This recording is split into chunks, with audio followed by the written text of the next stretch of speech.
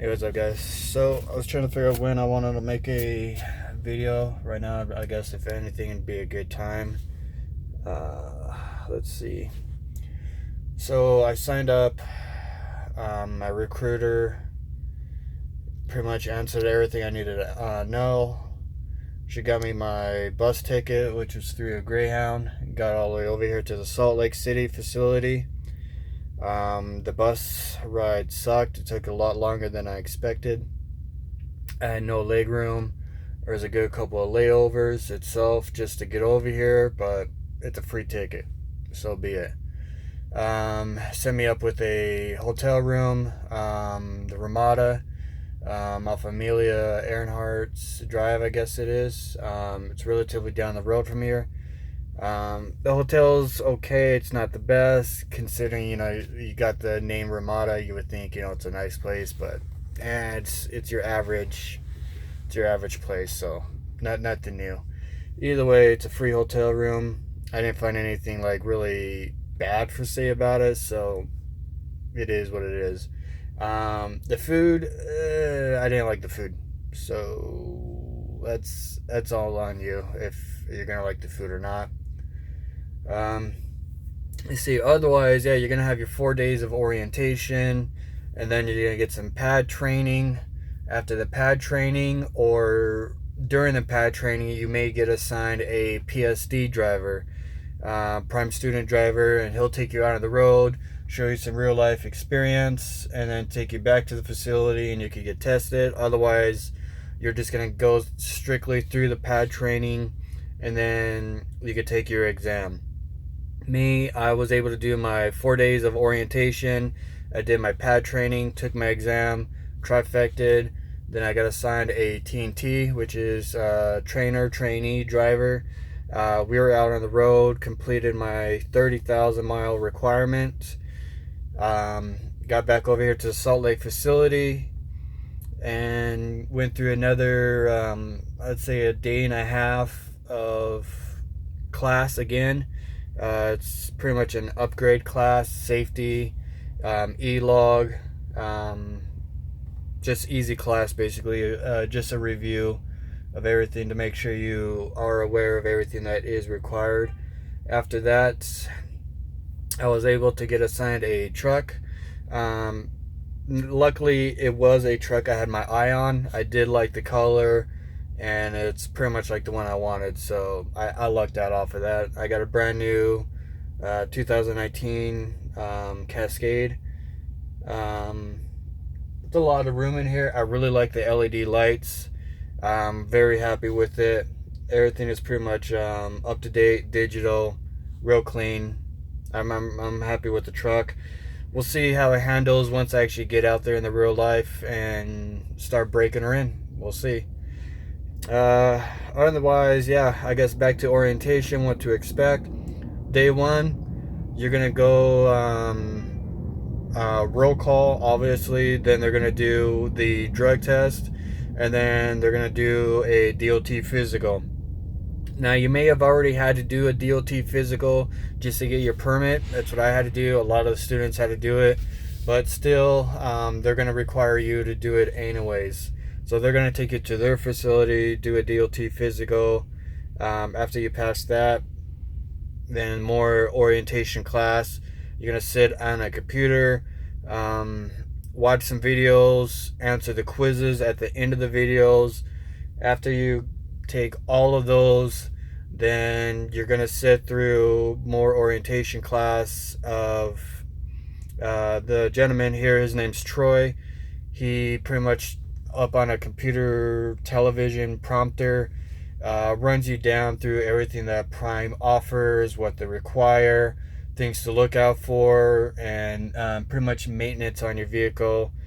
Real good information. You will need it. Definitely take some notes if you can, unless you have a really good memory. It's relatively up to you. You're not really going to be quizzed on any of the stuff, so the notes are just relatively for you to have. So if you can memorize it, you can memorize it. It is. Let's see. After I think the third day of orientation, you're going to get your safety vest, your student badge, and a lanyard. That's pretty much when they get the test results back. You don't get the test results from your drug right away. They ship them out of state. It goes through a lab, actual lab. They do a full actual test on that drug, screening to make sure there's no faulty readings per se. They're not gonna kick you out accidentally. If you fail, it's legit that you failed. So you really can't argue back on that. Um, the fourth day, pretty much like a graduation of the orientation. Um, with us, we had pizza. They provided pizza for us. Pretty happy with that. Um, let's see. Then you get out on the pad. You do some pre-trip walkthrough. You start investigating the vehicles, studying the vehicles, the components of the vehicle, and all the necessities that you're going to need to learn when you're doing your pre-trip. Your air brake, your walkthrough, your lights, your trailer itself, things to look for, and what to expect. That right there is where a lot of students struggle the most, because a lot of people don't work on their own vehicle, their own car, so they have no idea what the component really looks like, so it's hard for them to memorize. I didn't have that problem. I've worked on vehicles, so I know what a U-bolt looks like, carter pin looks like, castle nut looks like, leaf spring mounts, and either way. If you get a chance to go ahead and do some pre-studying while you're getting your permit, then awesome. Otherwise, when you get over here, you will do a lot of the pre-trip studying for virtually your first 2 days, maybe day and a half. After that, you're gonna have two teachers. One is Jay, one is Tim. They might have a few others. I'm not too sure. I didn't get a chance to meet them, but Jay and Tim were mine. They helped us over on the pad with the backing, the maneuvering, and the pre-trip itself. Now, if you're not physically moving a vehicle, they want you to be doing a pre-trip, studying the vehicle. They don't want you standing around, sitting around, doing nothing. So it is really on you. The harder you study, the more you study, the better. You have a greater chance of doing your trifecta. And that's where you're going to do all three phases, and that's the pre-trip, that's the maneuver, and that's going to be the road test itself. You pass all three, you get a free hat, and you get a bonus itself on your payment. It is really encouraged that you study the hell out of it. They can't force you to study. It's a lot like college. It's all on you. How much you study, how well you do, it's on you. And the nice part as well is the exam date. It is up to you what day you pick for the exam.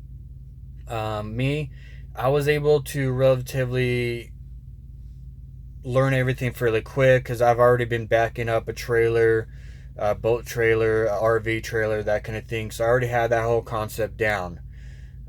So I was able to relatively sign up to be tested on my 7th day out there in the pad, but I had to wait until the 10th day because of the whole weekend type deal ended up happening.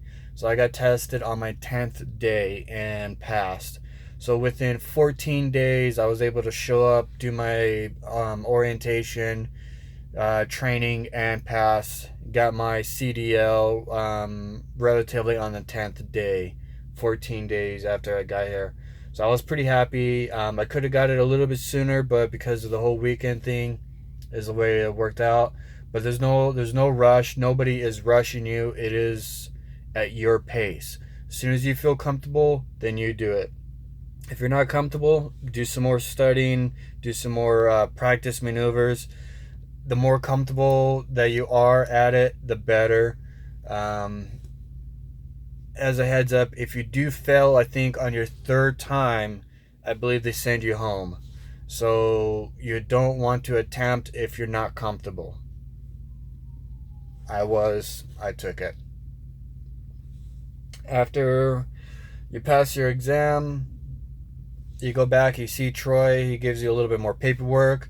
Then they're gonna send you relatively back home for a few days to where you're gonna go to your home state, go to a commercial driver DMV, not your standard DMV, a commercial DMV.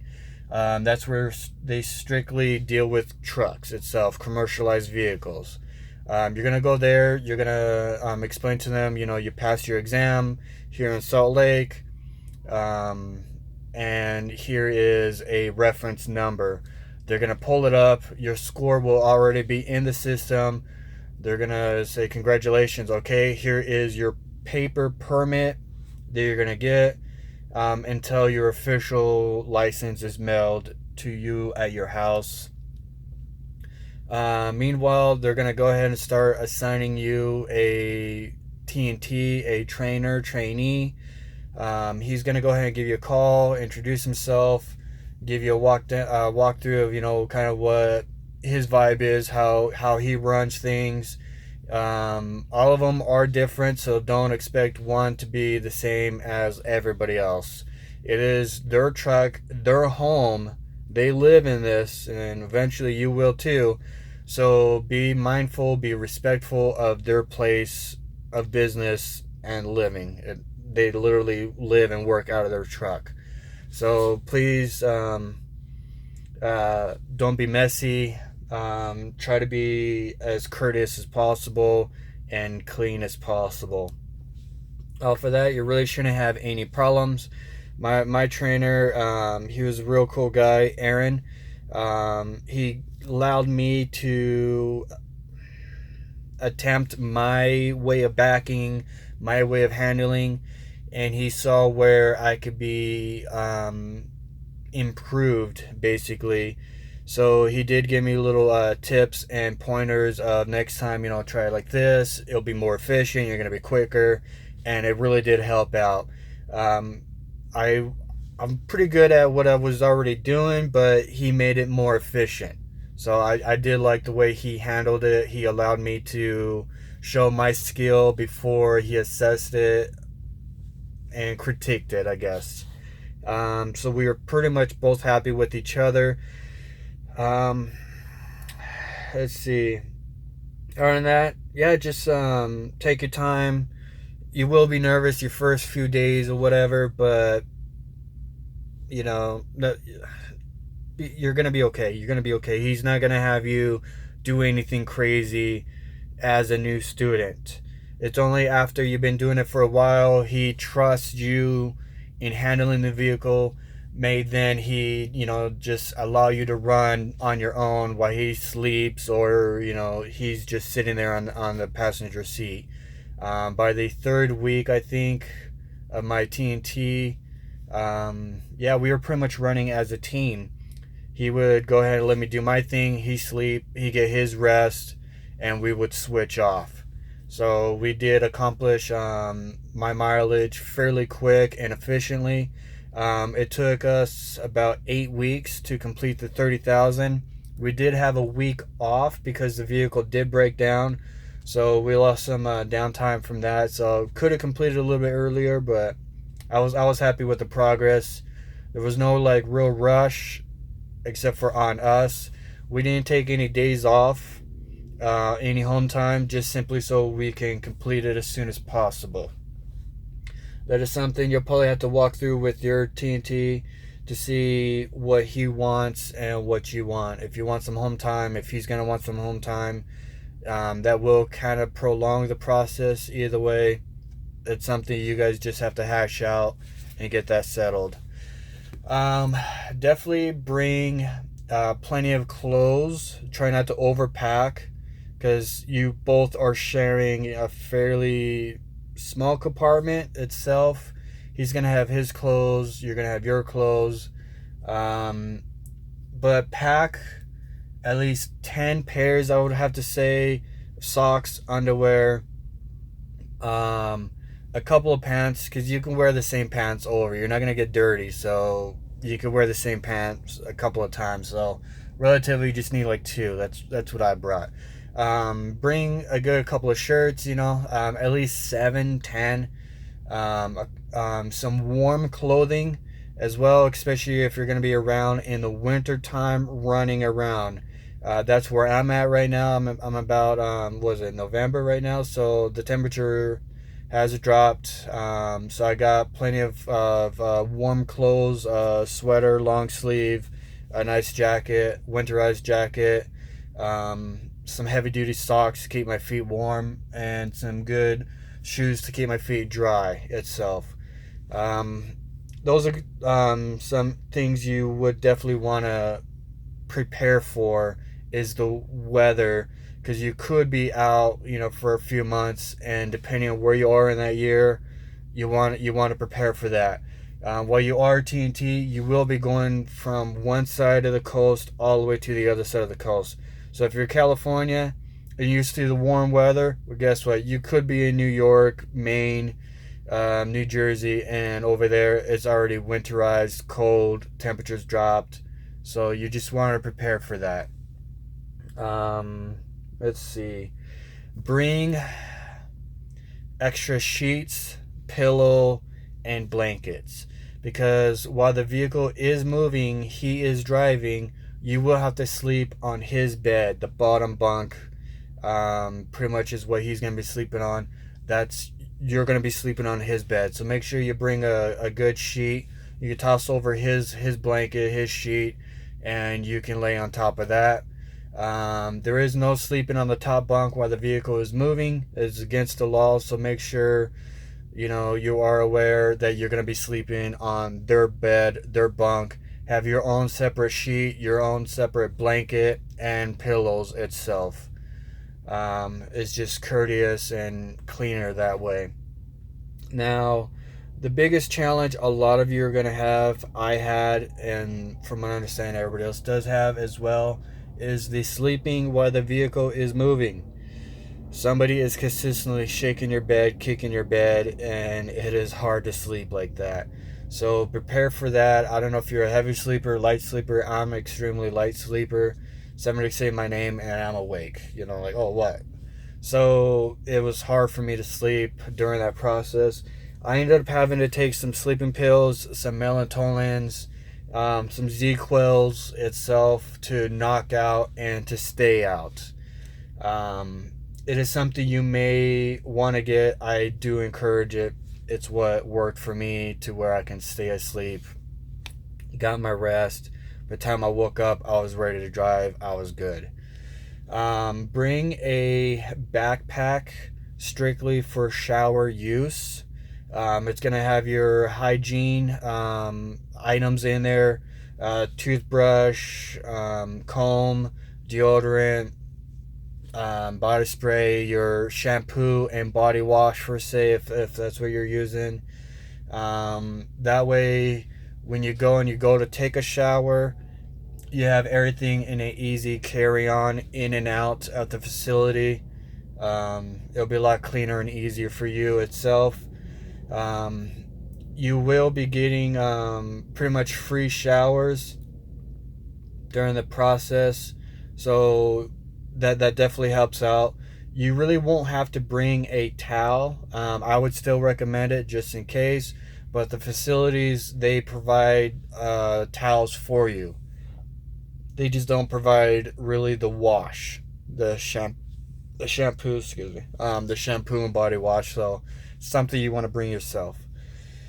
Let's see. Other than that, just pay attention to what he recommends, how to get in and out of the facility. Take your time backing up.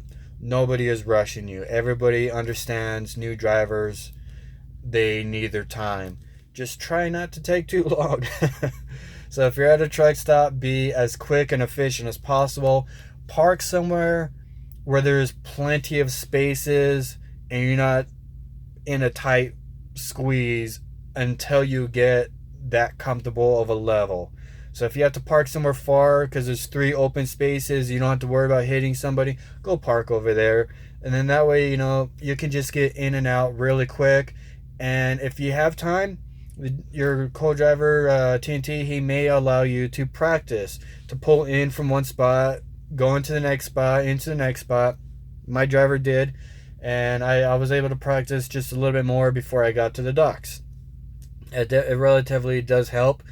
At the end of the day, when it gets night, later in the night, those spots do fill up fairly quick. And so you want to be as quick and efficient as possible so you can pull up, you see a spot, you hop in there. Otherwise, somebody will get in there before you and you're kind of SOL. So just kind of prepare for that. Give yourself plenty of time to get in there, and of course be courteous. Other drivers will be courteous too. There may be a few who just don't have the patience because their clock is run down real tight, and so they need to shut down as soon as possible, or they're just like a super trucker and they are whatever they are. But don't let anybody else pressure you, rush you, and cause you to panic and make it harder on yourself. Out of sight, out of mind. Screw those people. You're doing your thing. You're backing up. You take your time, and you're gonna get it. You're gonna be a lot quicker and efficient off of that. That's a little bit of advice off of that. Okay, so after you complete your mileage, your 30,000, they're gonna route you back. They're gonna route you back to a terminal, depending on which one you're out of. I'm out of the Salt Lake facility. Off of that, yeah, you're gonna take another class, some more orientation, safety class itself, just off of the e-logs, how to handle cities, and just what to expect as a solo driver. It's relatively a lot of it's common sense. So you really want to take notes, but definitely pay attention because you will learn some things off of that. Off of that, they're going to go ahead and try to assign you a truck as soon as possible. As soon as they see a truck available, they're going to have you go do a walkthrough, inspect it. Take your time, inspect every little crevice of it. Because the one I found, my little vent right here, air conditioning, it's kind of messed up. It doesn't move all 3 flaps the way it's supposed to. So I've noted that. They're going to go ahead, they're going to take care of that, and so be it. Let's see. Otherwise, yeah, you're going to have to purchase a refrigerator, some chains, a alloy lock, some load locks, and a few things yourself. Now, they'll help you with that, so it's not going to be a huge chunk out of pocket. They'll kind of like upfront the items, and then they're going to take payments out of your check. So that does help a lot to where the financial burden really isn't a burden. Let's see, what else is there? I